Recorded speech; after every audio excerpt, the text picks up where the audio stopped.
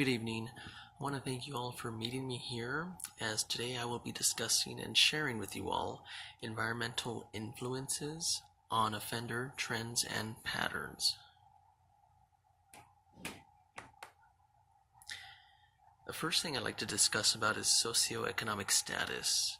And the first point, it isn't poverty alone, but multiple other factors that contribute to socioeconomic status. A contributing factor to the overwhelming amount of crime we are seeing in our community can arise from differing circumstances, not arising from the same crimes nor having the same outcome.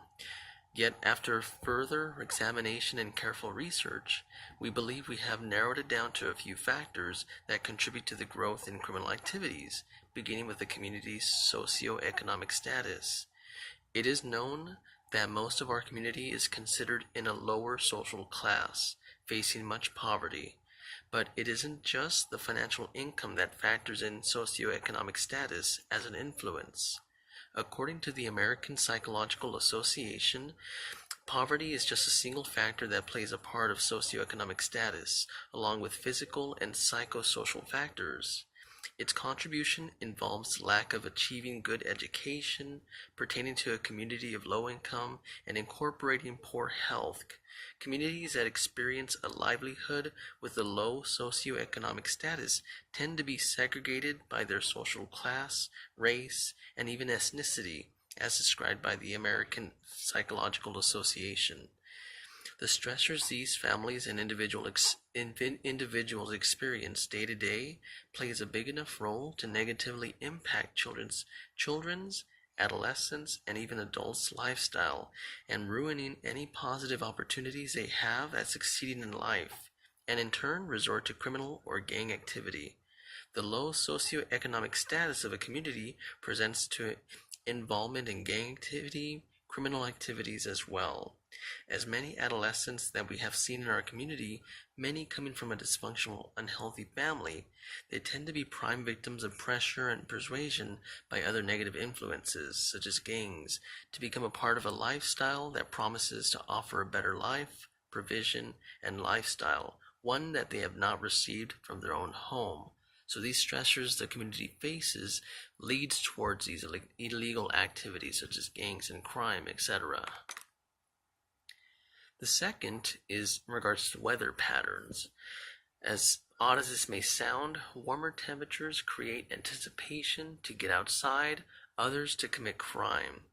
Although seemingly insignificant, there is believed to be a correlation to the high rise in crime rates we have been seeing due to the weather patterns occurring in our area. The weather impacting our community can potentially determine what actions criminals or other individuals may take.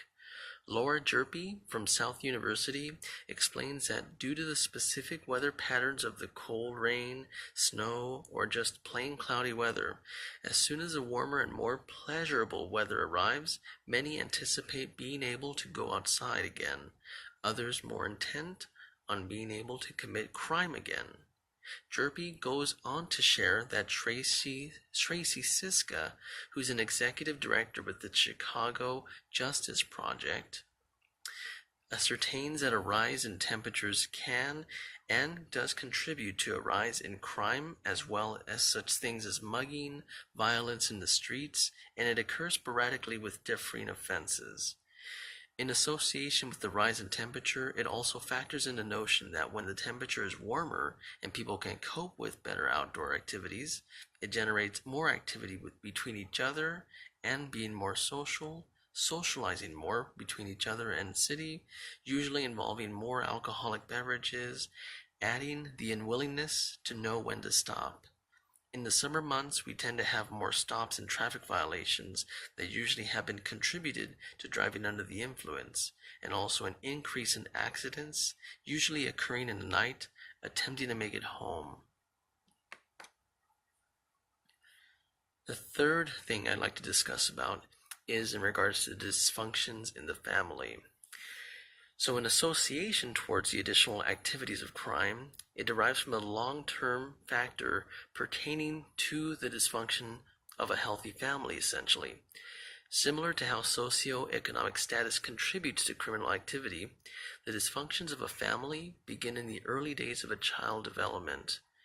An observation of our community deems it as a low-income community whose state consists of much gang activity, delinquency, and violence abroad, but it also consists of a high rate of broken families, which also contributes to these criminal factors we've been seeing. Professor Kevin Wright and Director of Counseling Services Karen Wright have made remark to the fact that not all adolescents or children who grow up in a dysfunctional home become delinquent, but the exposure to such an environment increases the risk involved to participate in criminal activity, especially in a family who commit acts of crimes themselves. Parents who themselves argue a lot cannot maintain stability in the family, and even experience difficult addictions themselves, and lack the ability to properly supervise their children and influence them in a positive manner. It is not uncommon to see many mothers having to play the role of both mother and father in our community, but studies also have shown that the rate of delinquency and crime is much higher in these settings. In the writings of both Kevin and Karen Wright, they refer to an explanation from sociologists Matsuda and Heimer, explaining that single-parent homes, and where the mother is doing it alone, result at times in higher delinquency towards the children due to them being unable to keep an eye on them. At the same time, giving less attention to their children, they also state that boundaries are not established and children are given a greater space on what they don't want to do or what they want to do. Not able to receive the attention at home enables children, especially those who have developed enough to understand, choose to participate in delinquent and sometimes violent crimes, whether it is to gain attention or gain an identity through actions done in a group, such as substance abuse, obtaining a gang reputation, stealing to make a living, and even take the life of someone else as well. From the negative actions caused by the dysfunctions in the family enables negative influences to take hold on the youth, leading to poor decisions resulting in what we're seeing today, increase in criminal activity. The last topic to talk about is in regards to the internet and social media. Now we know that technological development is key towards assisting us and those in law enforcement, as well as within the criminal justice system, to deter, prevent, and apprehend those behind crimes. What it has unfortunately also done is given criminals a new direction and form of crime that they can commit with ease. My apologies. Understanding that many criminals tend to be rational, many will tend to defer towards crimes through the use of the internet. According to a 2016 Internet Crime Report done by the FBI, there was an estimated $1.33 billion losses towards individuals who were victimized through the internet in 2016.